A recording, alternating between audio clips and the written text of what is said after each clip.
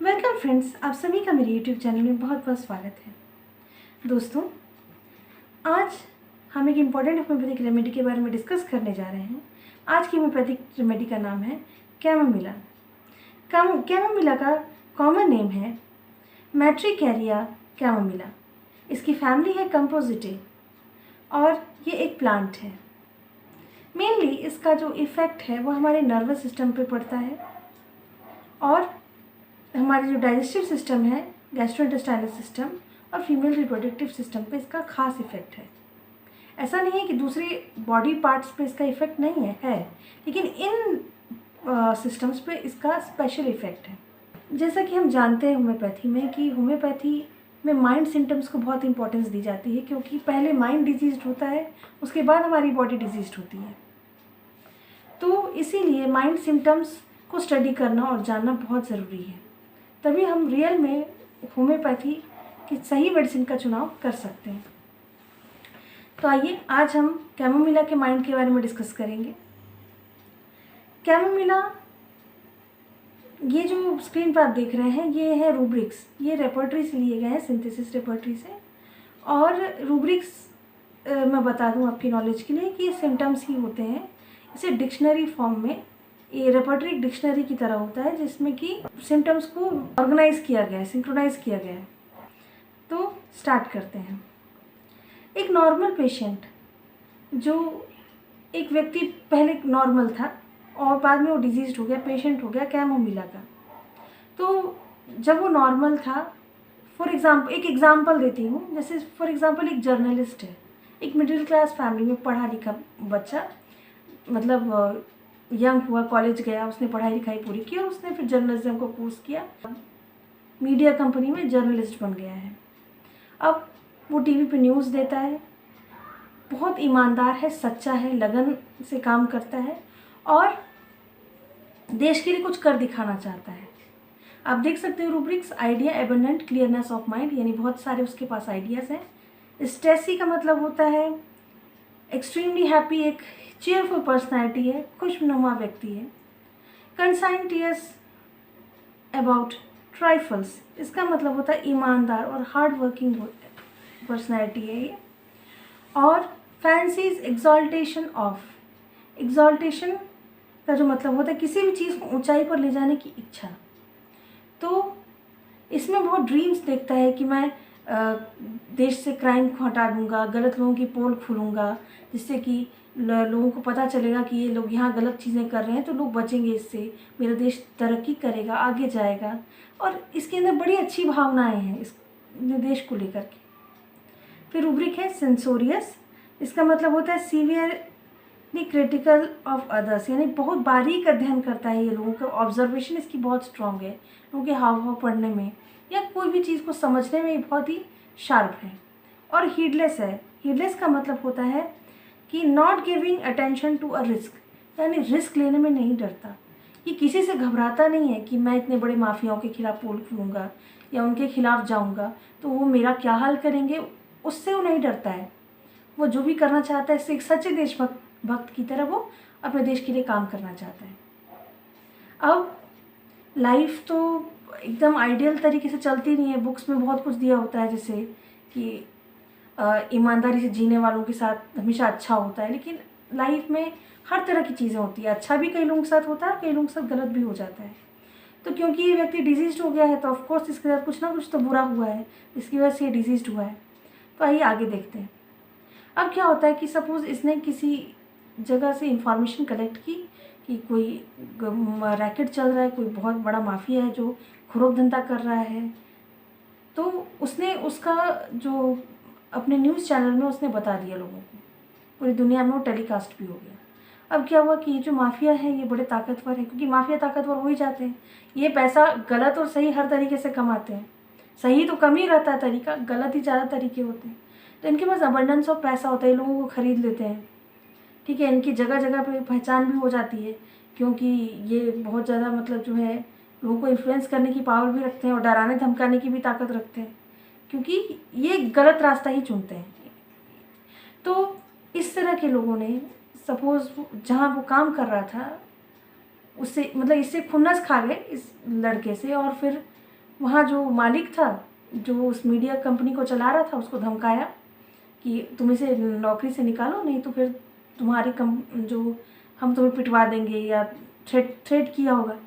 तो ऐसे में क्या होता है कि वो जो लड़का है, जो जर्नलिस्ट है, उसको जॉब से उसका जो ओनर है वो निकाल देता है, वो घबरा जाता है इसलिए। तो जब वो जॉब से निकल जाता है तो होना तो ये चाहिए था कि उसको सम्मानित किया जाता, लेकिन उसको अपमान जो है सहना पड़ता है, उसे अपमानित करके निकाल दिया जाता है उसके जॉब से। इसलिए आप स्क्रीन पे देख सकते हैं सिम्टम्स, एलिमेंट्स फ्रॉम का मतलब होता है कॉजेशन, क्या कारण होता है बीमारी का। तो ओनर वुंडेड यानी कि सम्मान पे चोट लगी, स्कॉर्न बीइंग डांटा गया, मॉर्टिफिकेशन अपमानित किया गया, और एंगर, ये सब होने के बाद किसी भी इंसान में गुस्सा आना स्वाभाविक सी बात है। फिर है नेक्स्ट रूब्रिक है इंडिजिग्नेशन। इंडिजिग्नेशन का मतलब होता है अन्यायपूर्ण वार्ताओं से गुस्सा आ जाना। तो ये नेचुरल है कि उसके साथ अन्याय हुआ है ना, एक जर्नलिस्ट के साथ अन्याय हुआ है, उसे उसकी नौकरी से निकाल दिया गया, जबकि उसने सही काम किया, उसने देश के हित में काम किया, उसे एप्रिसिएशन और अवार्ड्स मिलने चाहिए थे, उसे अपमानित करके निकाला गया। तो इस वजह से गुस्सा आ जाना स्वाभाविक है। फिर नेक्स्ट है delusion, head टॉपसी walking, chamomilla only. ये सिम्टम कैमोमिला में ही है। तो इसका क्या मतलब है समझिए। हेड टॉपसी वॉकिंग का मतलब होता है कि हेड नीचे और पैर ऊपर। नॉर्मली हम जैसे चलते हैं पैर नीचे और हेड ऊपर होता है, लेकिन इसे फील होता है, इसकी एक फीलिंग है कि इसका जो हेड है वो नीचे है और इसके पैर ऊपर हैं। इसको अगर हम सेंस में समझें, इसकी फीलिंग को समझें, तो इसकी फीलिंग का मतलब है कि उसे पहली बार रियलाइज़ होता है कि दुनिया को जैसा वो सोचता था वैसी दुनिया नहीं निकली, होना जो चाहिए था वैसा हो ही नहीं रहा है। यहाँ पे जहाँ भी जॉब के लिए जा रहा है उसे रिजेक्शन का सामना सपोज करना पड़ रहा है, क्योंकि माफियाओं का इन्फ्लुएंस है। तो इस वजह से उसको कहीं नौकरी नहीं मिल रही है, उसके परिवार में उसको इंसल्ट मिल रही है, बोल रहे कि बेकार में नौकरी छोड़ दी, तुम्हें क्या ज़रूरत थी हीरो बनने की। आस पड़ोस वाले लोग सोच रहे हैं कि ज़रूर बेईमान होगा इसलिए नौकरी से इसको निकाल दिया। तो होना जो चाहिए था एक ईमानदार इंसान के साथ एक बढ़िया ट्रीटमेंट होना चाहिए था दुनिया और समाज का, उल्टा हो रहा है उसके साथ। तो उसको ये लग रहा है कि दुनिया तो उलट ही काम कर रही है। जब कोई मुसीबत में आता है तो लोग साथ छोड़ देते हैं, जबकि लोगों को साथ देना चाहिए, मुसीबत से निकालना चाहिए, लेकिन उसी वक्त वो अकेला छोड़ देंगे, दोष दे करके किनारा हो जाएंगे। तो इस तरह की जो सिचुएशन है वो आ रही है, तो इसीलिए उसके अंदर ये फीलिंग बनना स्वाभाविक है और इसीलिए वो हमेशा गुस्से में रहता है। कैमोमिला में आप अगर मटीरियल मेडिका में देखेंगे तो ज़्यादा से ज़्यादा कैमोमिला चाइल्ड के बारे में ज़्यादा डिस्कशन किया गया है, जिसमें बताया गया है कि बच्चा बहुत चिड़चिड़ा और गुस्सैल होता है। लेकिन एक बड़ा भी है तो उसमें भी वो चिड़चिड़ाहट और गुस्सा इसी कारण है, उसके साथ अन्याय की फीलिंग ही उसके अंदर गुस्से की असली वजह है। तो नेक्स्ट रूब्रिक आप देख सकते हैं हैटेड, रिवेंजफुल, हैटेड एंड, मतलब बहुत हैटेड आ जाएगा, रिवेंजफुल भी हो जाएगा, लॉजिकल है। फिर anger besides one self being, जब कैमोमिला का गुस्सा आता है तो ऐसा नहीं है कि कंट्रोल कर पाता है, कैमोमिला का गुस्सा कंट्रोल के बाहर होता है, इट्स बियॉन्ड द लिमिट। तो इसीलिए ये रूब्रिक इसमें इस्तेमाल हुआ है। फिर ब्रूडिंग, ब्रूडिंग का मतलब होता है पास्ट में जो कुछ भी उसका बुरा हुआ, अन्याय हुआ, वो उसको याद आता है, ठीक है। फिर मैलिशियस, अब जब उसके साथ अन्याय और बुरा हो रहा है तो उसमें भी तो दुर्भावना का आना तो स्वाभाविक सी बात है, बदले की भावना आना कोई बड़ी बात नहीं है। फिर सस्पिशियस हो जाता है, उसे हमेशा डाउट होने लगता है, उसे अपने परिवार वालों की लॉयल्टी पर ही शक होने लगता है, क्योंकि लगता है कहीं ये उन माफियाओं से तो नहीं मिले हुए जो उनके फेवर से मुझसे बात करते हैं, मेरे खिलाफ बोलते रहते हैं। फिर फियर ऑफ मिसफॉर्चून, मतलब अब उतना डिप्रेस हो चुका है कि उसे लगता है कि अब उसके जीवन में कुछ अच्छा नहीं होगा, उसे हमेशा कुछ ना कुछ गलत हो जाएगा, कहीं वो माफियों से आके मार ना डाले या कुछ भी गलत ना हो जाए, उस बात को लेकर के उसके अंदर एक आशंका बनी रहती है, भय बना रहता है, डर बना रहता है। फिर रूब्रिक है इनकंसोलेबल। इनकंसोलेबल का मतलब होता है कि दुख इतना गहरा है कि अब उसे कह भी दे कि सब ठीक हो जाएगा, टेंशन मत लो, तो वो उससे भी उसे कोई फ़र्क नहीं पड़ता है, वो दुखी का दुखी रहता है, और अगर कोई ज़्यादा ही उसे दोष दे तो उसे बहुत तेज़ गुस्सा भी आ सकता है। फिर इंडिफरेंस प्लेजर टू, यानी कि हर खुशी की चीज़ अब उसे कोई खुशी देती नहीं, जबकि एक वक्त था कि वो बहुत चेयरफुल था, मैंने रूब्रिक आपको मेंशन किया था स्टेसी, लेकिन अब वो जो है एकदम डिप्रेस्ड हो चुका है, इंडिफरेंस आ चुका है उसका किसी भी खुशी किसी भी प्लेजर को लेकर। Looked at can not bear to be, यानी कोई उसे अगर घूर के देखे तो कैमोमिला को पसंद नहीं आता है, वो चिढ़ जाता है, उसे लगता है कि वो ज़रूर उसके बारे में कुछ गलत सोच रहे हैं और वो गुस्सा भी कर सकता है। अनसिम्पैथेटिक हो जाता है वो बाय नेचर डिजीज होते होते। क्यों हो जाता है? क्योंकि उसके साथ जब गलत हुआ है, जब पूरी दुनिया ने उसके साथ गलत किया है, तो फिर वो भी जो उसके अंदर अच्छी भावना थी दुनिया के लिए वो भी मर जाती है और वायलेंट हो जाता है वो गुस्से में। कैमोमिला का बहुत तेज़ गुस्सा होता है, इतना तेज़ गुस्सा होता है कि डॉक्टर्स भी केबिन में अगर कैमोमिला पेशेंट आ जाए तो डरते हैं कि पता नहीं कुछ कह दूँ तो कहीं बुरा ना मान जाए, गुस्सा ना कर दे, वायलेंट ना हो जाए। वीपिंग, एग्रीवेशन, मतलब रोने से उसकी तकलीफ बढ़ती है। फिर वीपिंग एंगर आफ्टर, जब बहुत तेज उसको गुस्सा आता है तो उसके बाद वो रोता है और गुस्से के दौरान भी वो रोने लगता है, मतलब उसके आँख से डब डब डब डब आंसू आने लगते हैं बहुत, क्योंकि वो दिल से हर्ट होता है, बहुत गहराई से हर्ट होता है। नेक्स्ट रूब्रिक है रेस्टलेसनेस, बेचैनी रहती है उसके अंदर। एब्सेंट माइंडेड रहता है। अब एक्सटर्नल बिहेवियर आप देख सकते हैं कि ये सब जब कुछ बुरा हुआ है उसके साथ साथ तो उसके ऊपर जो एक्सटर्नली आप जब ऑब्जर्व करेंगे तो क्या क्या दिखाई देगा? रेस्टलेसनेस दिखाई देगा, हमेशा खोया खोया रहेगा, एब्सेंट माइंडेड दिखाई देगा, एंग्यूश दिखाई देगा, एक आक्रोश दिखेगा। फिर कंपनी, एवर्जन टू, लोगों से मिलना नहीं चाहेगा, अकेला थकेला रहना चाहेगा। उदासी रहेगी, सैडनेस, म्यूजिक फ्रॉम, म्यूजिक सुनेगा तो उसे उदासी लगती है। अब हम बात करते हैं एक्यूट केस में। सपोज अब ये तो हो गया, ये अब तक जो मैंने बात की क्रॉनिक केस की कि कोई पुरानी बीमारी है, 10 साल से, 5 साल से, 2 साल से बीमारी चलती आ रही है, कोई सिचुएशन आ गया उसकी वजह से वो कंटिन्यू हो रहा है और उसका माइंडसेट बिगड़ गया और अब जो है उसमें बहुत सारे फिजिकल कंप्लेंट्स आने लगे, पेट के, नर्वस सिस्टम के, फीमेल कंप्लेंट्स रिलेटेड या और भी जैसे जॉइंट से रिलेटेड कोई भी कंप्लेंट हो सकती है, उससे रिलेटेड जो है तकलीफ़ आने लग गई उसको। तो उसका इलाज जो है ये माइंडसेट अगर हमें पता चल जाए तो हम कैमोमिला देकर पेशेंट को क्योर कर सकते हैं। अब हम बात करते हैं एक्यूट केस की। एक्यूट केस का मतलब होता है तुरंत आया, 2-3 दिन पहले बीमार हुआ है अगला, या तुरंत बीमार हुआ है, उसको कहते हैं एक्यूट केस। तो सपोज अब कैमोमिला की जो बीमारी होगी वो किस तरह की होगी? बहुत ही इम्पेटस वाली होगी।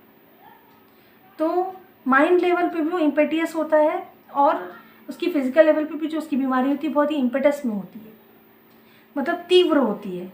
दर्द होगा तो ऐसा नहीं बोलेगा हाँ दर्द हो रहा है, ऐसा नहीं बोलेगा, वो बोलेगा आ करके एकदम चिल्लाना चालू करेगा, परेशान कर देगा, पूरे घर को सर पे उठा लेगा, इस तरह का दर्द होता है उसको। तो जो उसकी बीमारी है उसमें जो उसका माइंड सेट होगा वो इम्पेटियस होगा, यानी केबिन में वो आते के साथ बोलेगा डॉक्टर साहब बहुत दर्द हो रहा है, आते के साथ उसकी पहली एंट्री में ये लाइन होगी उसकी। फिर इम्पल्सिव होगा। इम्पल्सिव का मतलब होता है कि कोई भी काम अचानक करना, जैसे कि अब दर्द हो रहा है, वो बैठ गया, ठीक है, डॉक्टर को बताने के लिए, फिर सडनली उठ के बाहर चला गया, डॉक्टर हक्का बक्का ये हो क्या रहा है, ठीक है, इस तरह का माइंडसेट जो है पेशेंट का हो जाता है। इम्पल्सिव होता है, कोई भी काम इम्पल्स में करता है। या फिर अगर डॉक्टर की कोई बात उसको बुरी लग गई या उसके साथ जो कोई आया है उसने कुछ उल्टा सीधा बोल दिया या ज़रा सा भी चुभ गया उसको कुछ जो उसकी फीलिंग्स को हर्ट हो गया, क्योंकि सेंसिटिव बहुत होता है, तो तुरंत भड़क जाएगा। या कुछ नहीं भी रीज़न हुआ तो भी भड़कने की संभावना बनती है। उसे हर बात चिढ़ा देगी, हर बात इरिटेट कर देगी, उस माइंड स्टेट में रहता है, उसका बीपी बढ़ा रहता है उस वक्त। फिर इनकंसोलेबल रहेगा, यानी कि उसको डॉक्टर बोलेगा सब ठीक हो जाएगा, क्या डॉक्टर क्या ठीक हो जाएगा, कब से दर्द हो रहा है, बहुत परेशान हूँ, इस तरह से बात करेगा। फिर जल्दबाजी करेगा, डॉक्टर जल्दी दवा दीजिए, जल्दी दवा दीजिए, इस तरह की बातचीत करेगा। फिर एंग्यूश यानी होता है great mental pen and suffering, तो उस तरह की स्थिति रहती है, मैंने आपको बता दिया है। और टॉजिंग अबाउट विथ ये रूब्रिक है, इसका मतलब ये होता है कि थ्रोइंग थिंग्स केयरलेसली, यानी कि कुछ भी उसके पास है, अगर वो गुस्से में आ गया, फ्रस्ट्रेट हो गया, तो ये नहीं सोचेगा कि वो डॉक्टर के केबिन में है। वो पेपर वेट भी उठा के फेंक सकता है, कुछ सामान भी उठाकर फेंक सकता है। इस तरह की मनोस्थिति जो है उसकी हो जाती है। अब आंसर्स एब्रप्टली, मतलब कोई भी जवाब जो है जल्दी से देगा, फट से दे देगा।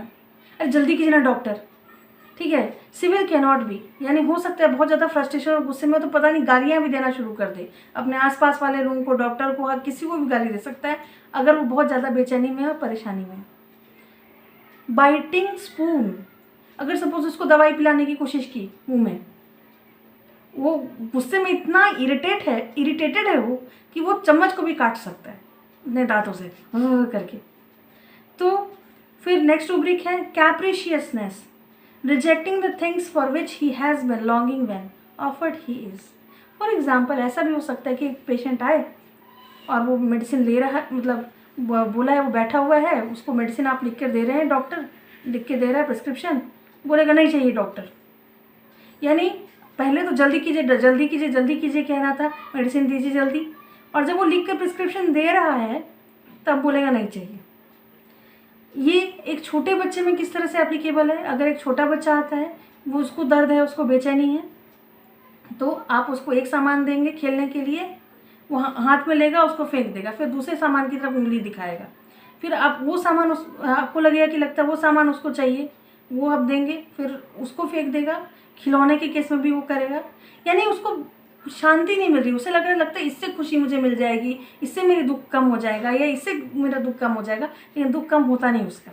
ये एक बड़ी परेशानी है उसके साथ। तो ये कैमोमिला पेशेंट का माइंडसेट होता है। कॉन्ट्रडिक्शन, इंटॉलरेंस ऑफ कॉन्ट्रडिक्शन, वो अपनी बात का विरोध बर्दाश्त नहीं कर सकता। जरा सा भी अगर उसके मन के खिलाफ बोल दिया कि तुम्हारी गलती है ना, तुमने ऐसा किया था, वो भड़क जाएगा, बहुत बुरी तरह गुस्से में आ जाएगा। कन्वर्सेशन एवर्जन टू, यानी लोगों से ज़्यादा बातचीत करना पसंद नहीं करता, लोगों से ज़्यादा घुलना मिलना पसंद नहीं करता है वो। और अगर आप ज़्यादा हिस्ट्री में जाएंगे, नॉर्मली तो आप ऐसी सिचुएशन में हिस्ट्री में नहीं जाएंगे, जो भी एक्सटर्नल अपीयरेंस है उस बेसिस पे या मेडिसिन देंगे अगर एक डॉक्टर देगा तो। लेकिन अगर आप हिस्ट्री में देखेंगे तो कहीं ना कहीं इन डिजिग्नेशन यानी अन्यायपूर्ण व्यवहार की हिस्ट्री आपको मिल सकती है कि उसके साथ कहीं ना कहीं कभी ना कभी अन्याय हुआ है, जो उसके दिल में गहरा उतर चुका है और उसके बाद से उसका स्वभाव इस हद तक बदल गया। एक एडल्ट के केस में बोल रही हूँ, एक बच्चे के केस में आपको इतना पता नहीं चलेगा। फिर औरतों में महिलाओं के कुछ लक्षण हैं जो इम्पोर्टेंट है, जैसे कि कैमोमिला पेशेंट अगर कोई महिला है, क्योंकि अन्याय तो किसी के साथ भी हो सकता है कि नहीं, और गुस्से में कोई भी महिला या पुरुष कोई भी आ सकता है। तो अगर वो लैक्टेटिंग है मदर, यानी प्रेगनेंसी डिलीवरी हुई है कुछ समय पहले और वो लैक्टेटिंग है, तो गुस्से के कारण हो सकता है कि उसका दूध सूख जाए, सप्रेशन ऑफ मिल्क गुस्से के कारण। तो ये जो सिम्टम है वो कैमोमिला का खास सिम्टम है। तो आपको पता करना पड़ेगा कि कहीं हिस्ट्री में ऐसा तो नहीं है कि बहुत गुस्सा आया था और उसके बाद जो पेशेंट आई है उसका दूध सूख गया है। तो ये पता लगाने वाली बात है। फिर रूडनेस वुमन इन, यानी कैमोमिला पेशेंट अगर आपके केबिन में भी आएगा, चाहे वो अभी गुस्से के ये में ना मूड में ना भी हो, तो भी वो बहुत सेंसिटिव होता है, गुस्सा कभी भी हो सकता है। तो ऐसे में कैमोमिला दवाई है। क्वेरलसम झगड़ालू प्रकृति का होता है, झगड़ालू हो ही जाएगा, उसे हर बात पे गुस्सा आता है तो झगड़ा कर ही लेगा।